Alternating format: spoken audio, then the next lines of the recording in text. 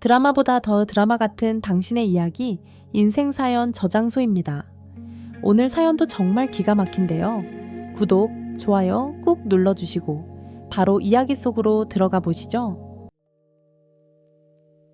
내 몸에서는 언제나 희미한 소독약 냄새와 파스 냄새가 난다.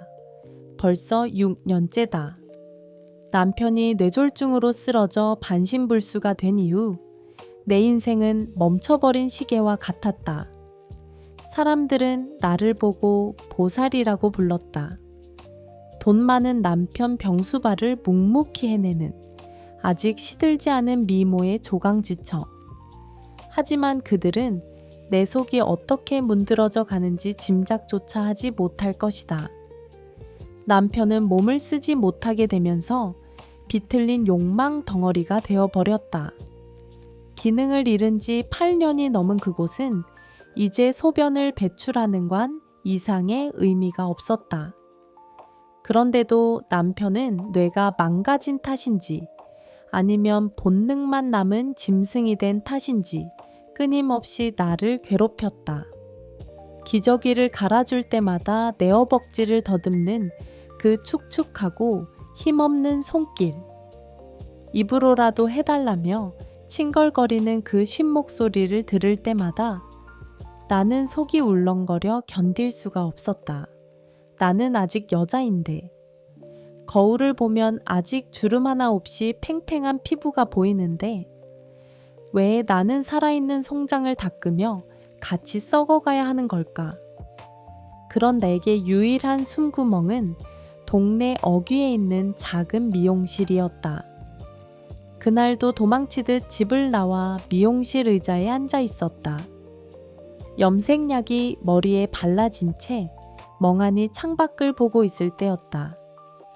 미용실 문이 거칠게 열리며 비릿하고 싱싱한 바다 냄새가 훅 끼쳐 들어왔다. 강 사장이었다. 이 동네에서 설비 일을 하는 40대 초반의 이혼남. 주말이면 만사를 제쳐두고 낚시를 다니는 그는 잡은 고기를 혼자 먹지 않고 꼭 주변 사람들에게 나눠주곤 했다. 그의 손에는 스티로폼 박스가 들려 있었고 걷어붙인 팔뚝은 햇볕에 검게 그을려 있었다. 꿈틀거리는 생선을 제압하여 능숙하게 회를 뜨는 그 투박한 손. 나는 거울을 통해 넋을 놓고 그를 훔쳐보았다. 남편의 하얗고 말라비틀어진 팔과는 비교도 안 되는 펄떡거리는 생명력이 그에게 있었다. 그가 썰어준 회 한 점을 입에 넣었을 때 나는 그게 생선살인지 남자의 살결인지 구분할 수 없었다. 그저 그 차갑고 쫄깃한 식감이 혀끝에 닿는 순간 아랫배가 묵직하게 조여오는 것을 느꼈다. 그날 이후 나는 상사병에 걸린 소녀처럼 그를 앓기 시작했다. 내 마음을 눈치챈 건 미용실 원장 언니뿐이었다. 언니는 강 사장이 머리를 하러 왔을 때 넌지시 다리를 놓아주었다고 했다. 그 예쁜 지숙 언니가 요즘 너무 우울해한다고. 자기처럼 듬직한 남자가 밥이라도 한 끼 사주면서 위로해주면 숨통이 좀 트일 거라고. 눈치 없는 강 사장은 그 말을 곧이곧대로 듣고 내게 식사 제안을 해왔다. 그 연락을 받은 날 나는 남편에게 요양보호사를 붙여두고 헐레벌떡 집을 나섰다. 가장 아끼는 원피스를 꺼내 입고 진주 귀걸이를 달았다. 심장이 20대 때보다 더 요란하게 뛰었다. 약속 장소에 나타난 그는 평소 타던 낡은 트럭이 아니었다. 연식이 꽤 되어 보이는 구형 검은색 승용차. 비록 여기저기 긁힌 자국이 있고 낡았지만 나를 태운다고 신경 써서 차를 바꿔 타고 나온 그 투박한 배려가 내 가슴을 울렸다. 조수석 문을 열자 차 안에서는 오래된 가죽 냄새와 담배 냄새, 그리고 그만의 스킨 냄새가 섞인 묘한 향기가 났다. 집구석의 양 냄새와는 차원이 다른 진짜 수컷의 냄새였다. 우리는 바닷가가 보이는 조개구이집으로 갔다. 불판 위에서 조개가 입을 벌리며 지글지글 익어갔다. 그는 뜨거운 조개 껍데기를 맨손으로 잡아 살을 발라내어 내 접시에 놔주었다.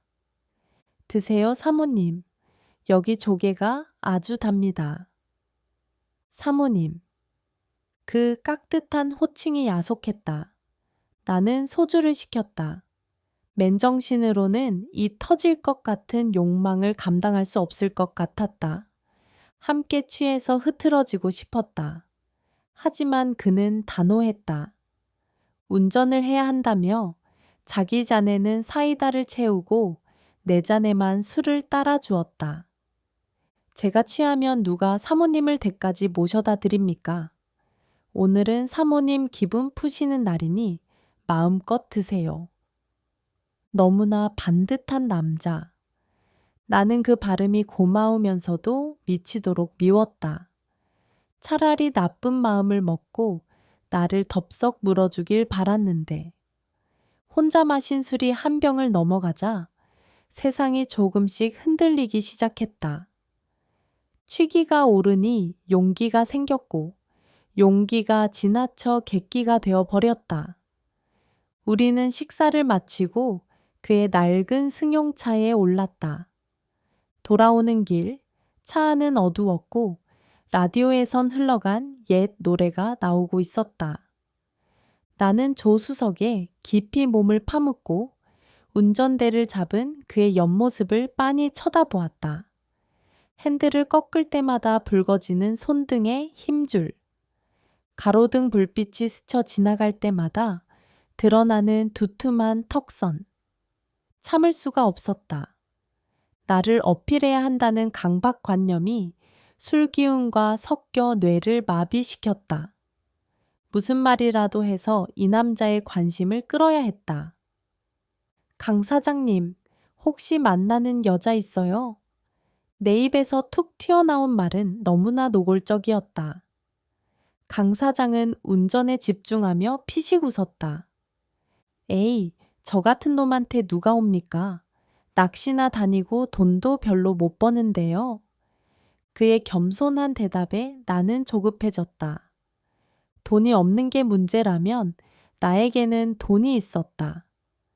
남편이 벌어놓은 그 많은 돈, 쓸데라곤 병원비밖에 없는 그 돈으로 이 남자를 살 수만 있다면 차, 이거 너무 낡았다.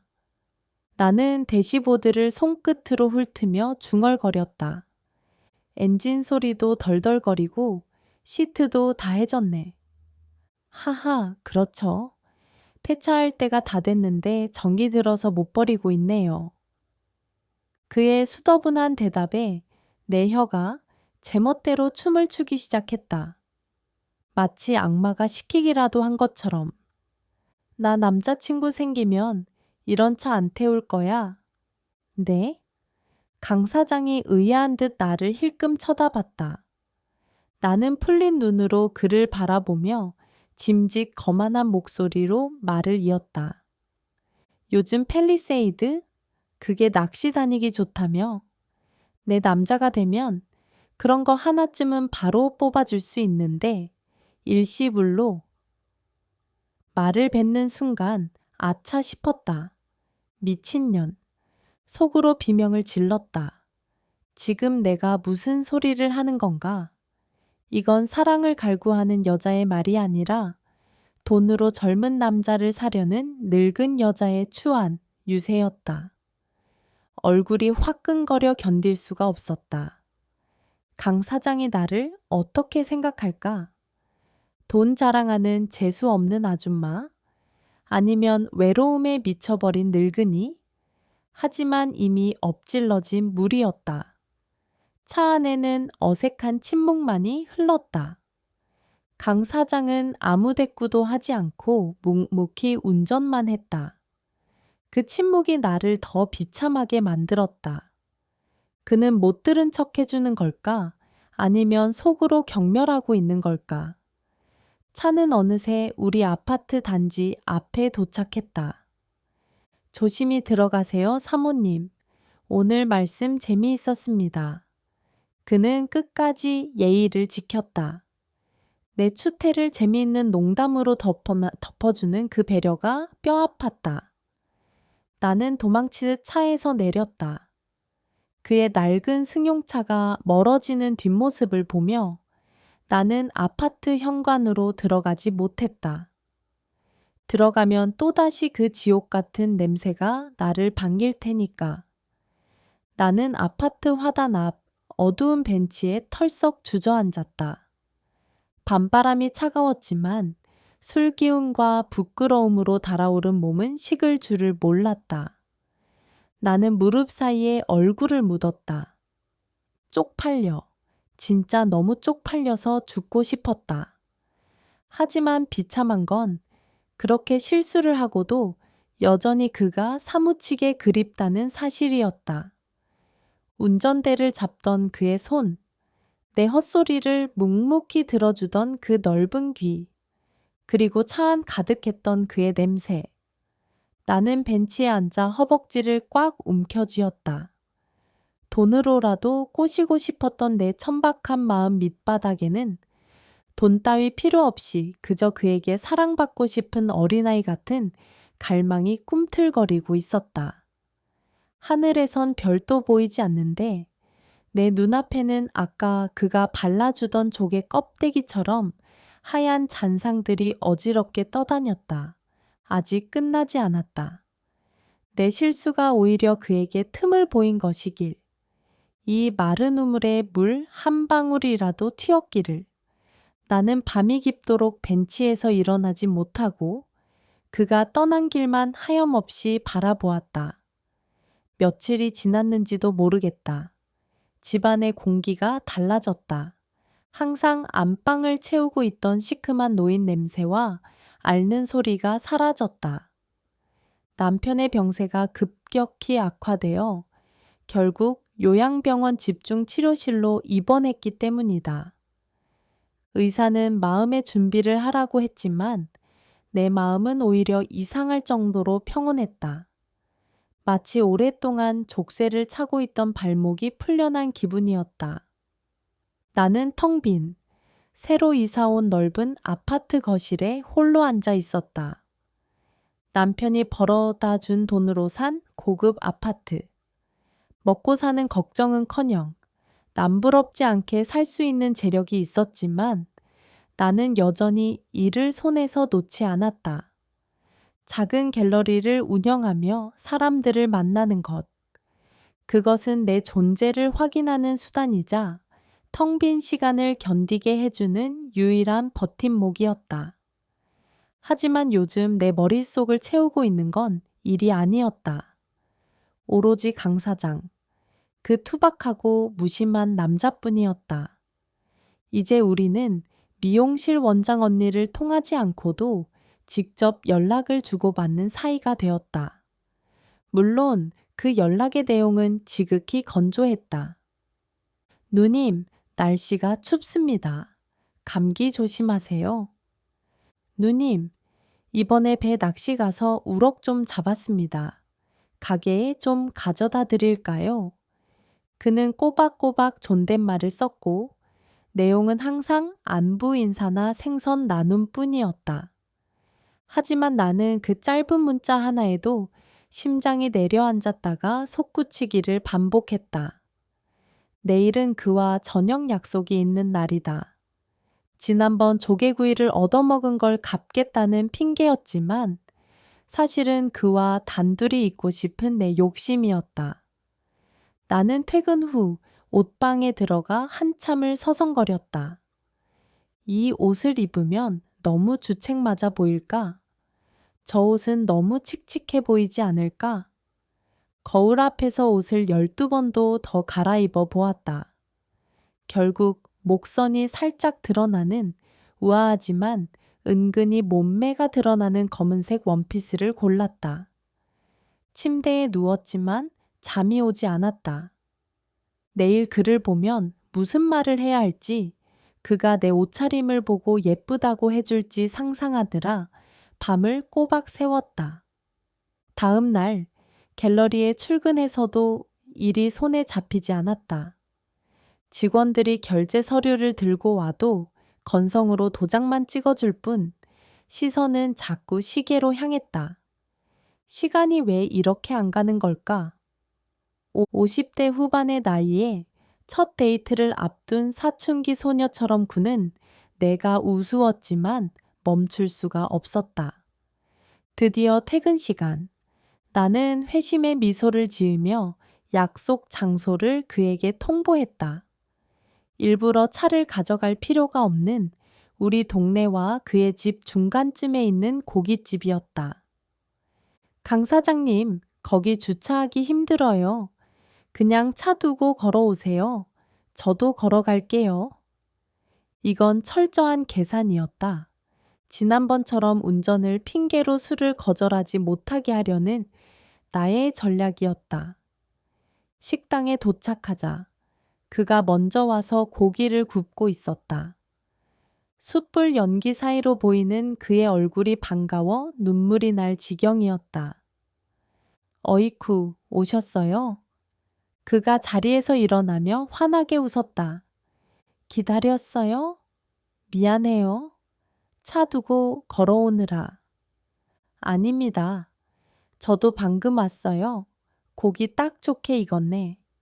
나는 자연스럽게 그의 맞은편에 앉았다. 지글거리는 고기 굽는 소리, 시끌벅적한 식당의 소음. 모든 것이 완벽했다. 나는 떨리는 목소리로 주문했다. 여기 소주 한 병 주세요. 강 사장이 눈을 동그랗게 떴다. 누님, 술 드시게요? 누님. 그 호칭에 내 심장이 쿵 한가하고 멎는 것 같았다. 지난번까지만 해도 꼬박꼬박 사모님이라고 부르던 그였다. 언제부터였을까? 문자로 몇 번 오고 가던 그 호칭이 육성으로 들으니 묘하게 야릇하고 친밀하게 느껴졌다. 동시에 서운함도 밀려왔다. 누님이라니. 그건 나를 여자로 본다기보다 편안한 가족이나 윗사람으로 선을 긋는 느낌도 들었기 때문이다. 하지만 나는 짐짓 아무렇지 않은 척 미소 지었다. 그럼요. 좋은 안주에 좋은 사람 있는데 술이 빠지면 되나요? 강 사장님도 오늘 차 없으니까 한잔해요. 그는 잠시 머뭇거렸다. 제가 원래 술을 잘 안 하는데 오늘은 누님이 사시는 거니까 딱 한 잔만 받겠습니다. 그가 내 잔을 채워주고 나도 그의 잔을 채워주었다. 그의 투박한 손가락이 내 잔에 닿을 때마다 전기가 통하듯 찌릿했다. 우리는 건배를 했다. 그는 약속대로 술을 마셨다. 한 잔, 두 잔. 술이 들어가자 그의 얼굴이 붉게 상기되었고 말수도 조금 더 많아졌다.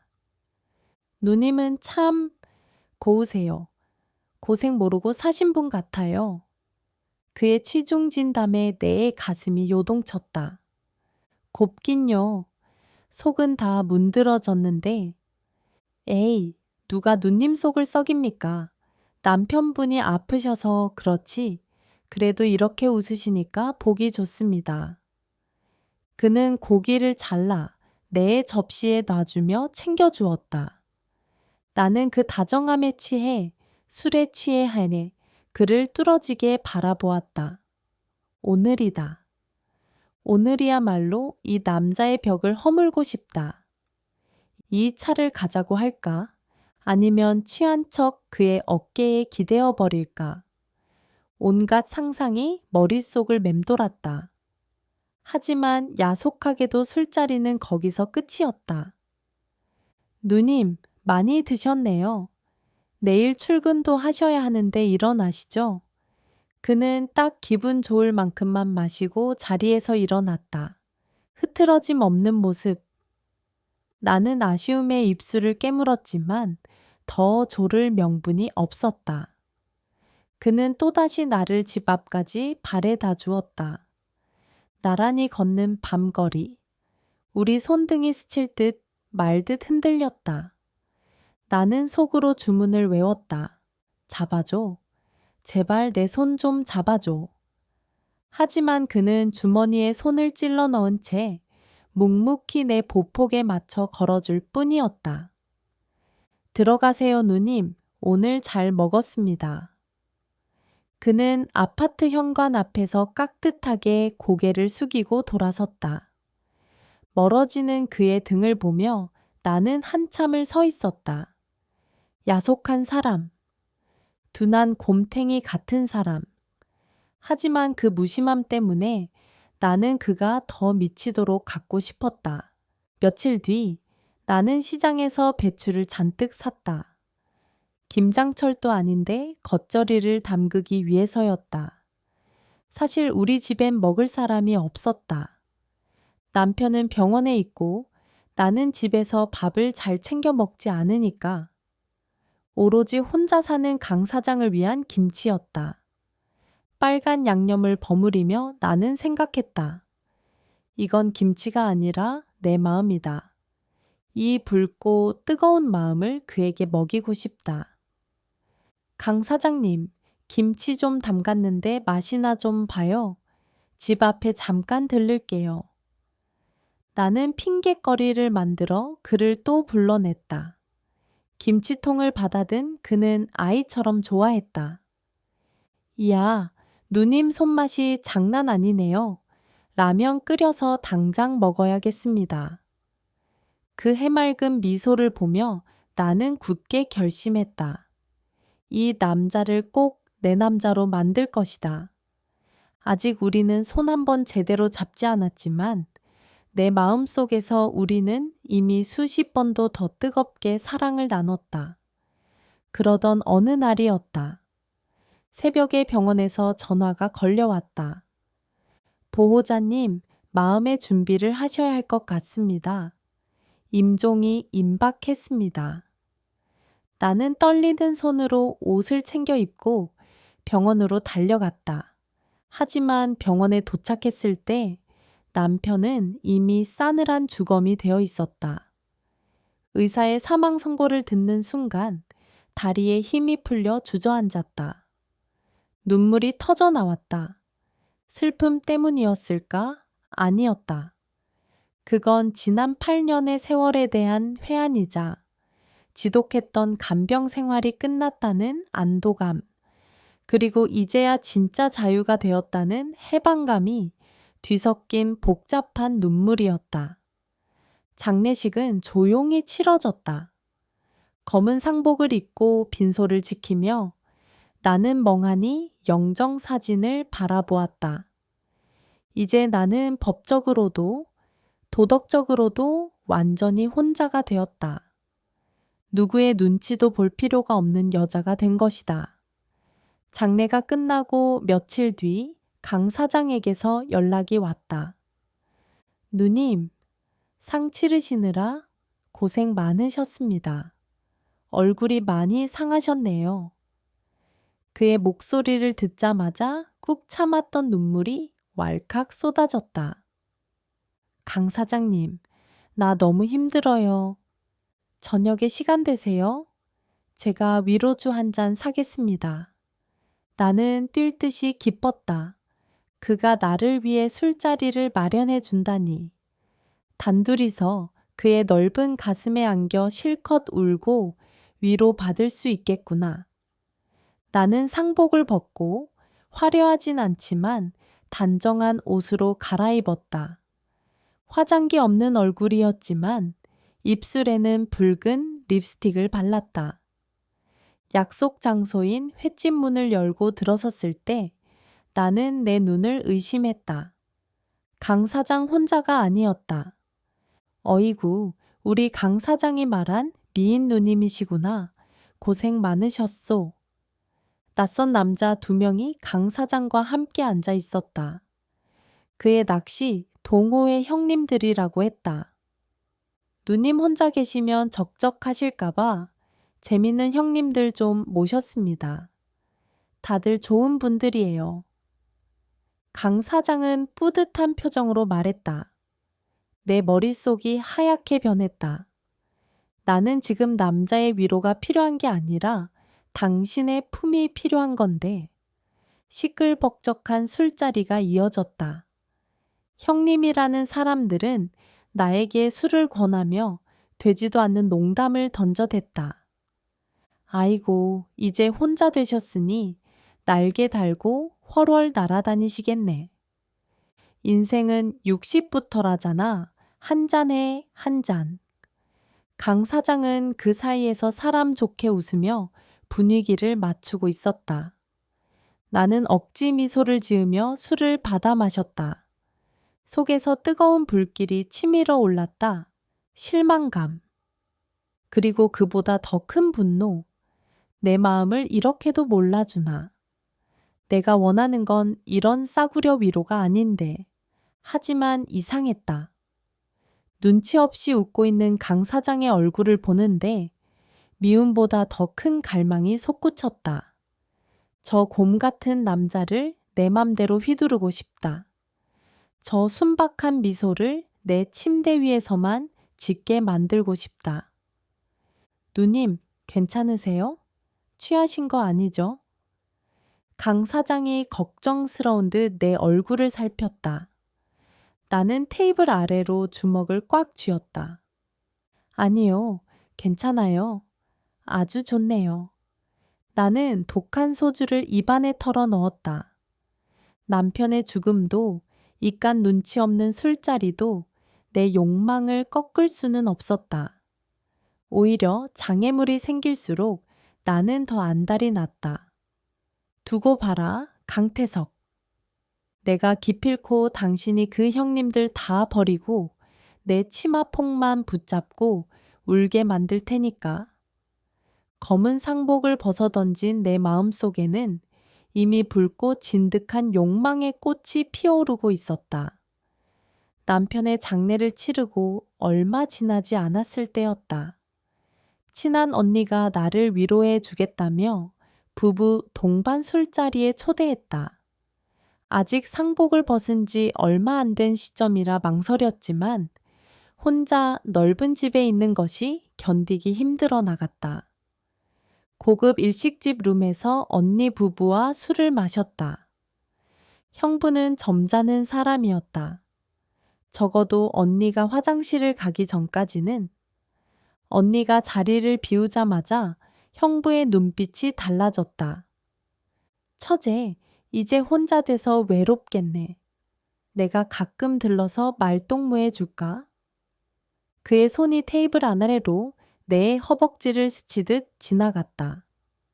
순간 머릿속이 하얗게 변했다. 이게 무슨 상황이지? 위로를 가장한 추잡한 수작질. 남편 잃은 과부를 얼마나 쉽고 가볍게 봤으면 아내가 잠시 자리를 비운 사이에 이런 짓을 할까. 수치심과 모멸감에 온몸이 부들부들 떨렸다. 당장이라도 술상을 엎어버리고 싶었지만 언니 얼굴을 봐서 참았다. 언니가 돌아오자마자 나는 급체한 것 같다는 핑계를 대고 도망치듯 식당을 빠져나왔다. 거리로 나오니 찬바람이 얼굴을 때렸다.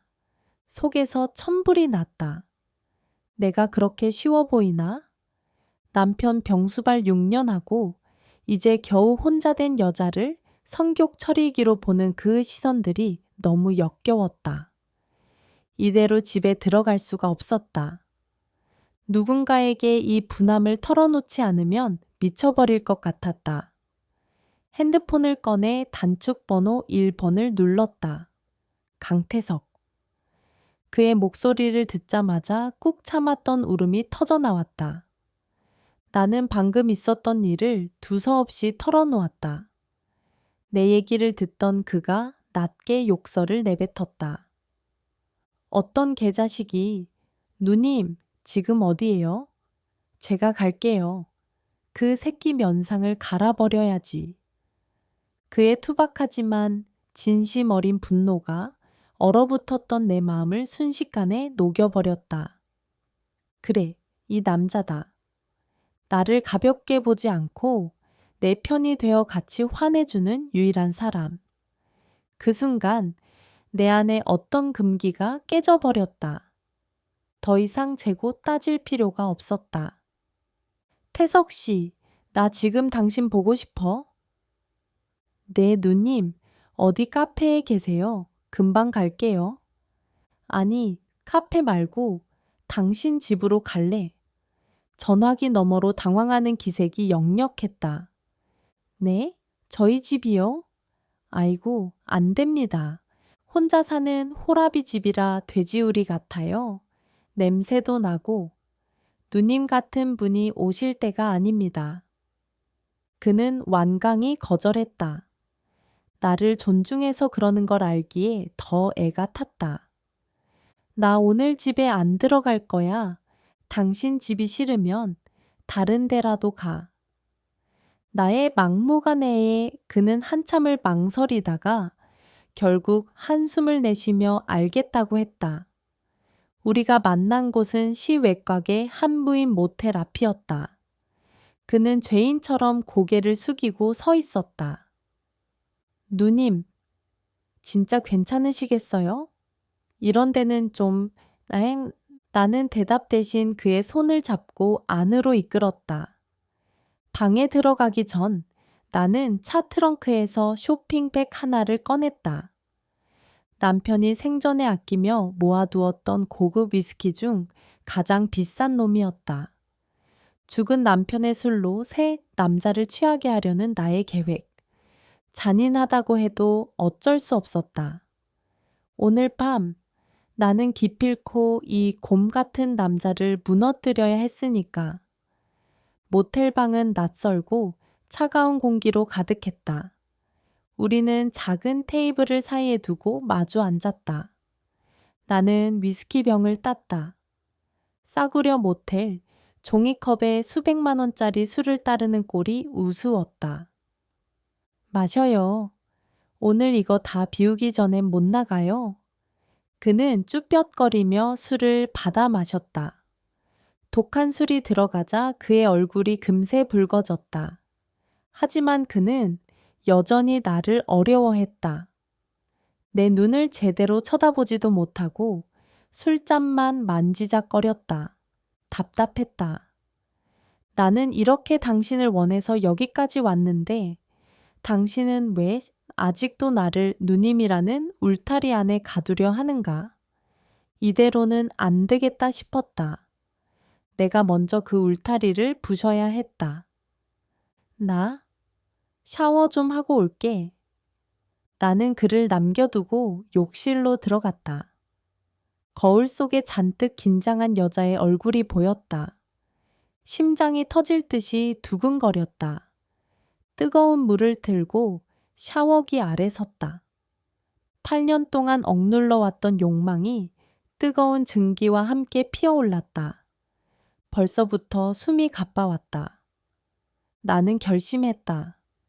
샤워를 마치고 물기만 대충 닦아냈다. 그리고 속옷을 입지 않은 맨몸 위에 하얀 샤워 가운만 걸쳤다. 허리끈을 느슨하게 묶었다. 욕실 문을 열고 나가자 침대에 걸터 앉아 있던 그가 화들짝 놀라 일어섰다. 그의 시선이 내 젖은 머리카락과 가운 사이로 살짝 드러난 가슴골에 멈췄다. 그의 목을대가 크게 움직였다. 누님. 나는 아무 말 없이 침대 아래 바닥에 앉았다. 그리고 그를 올려다 보았다. 내 눈빛은 애원이자 동시에 명령이었다.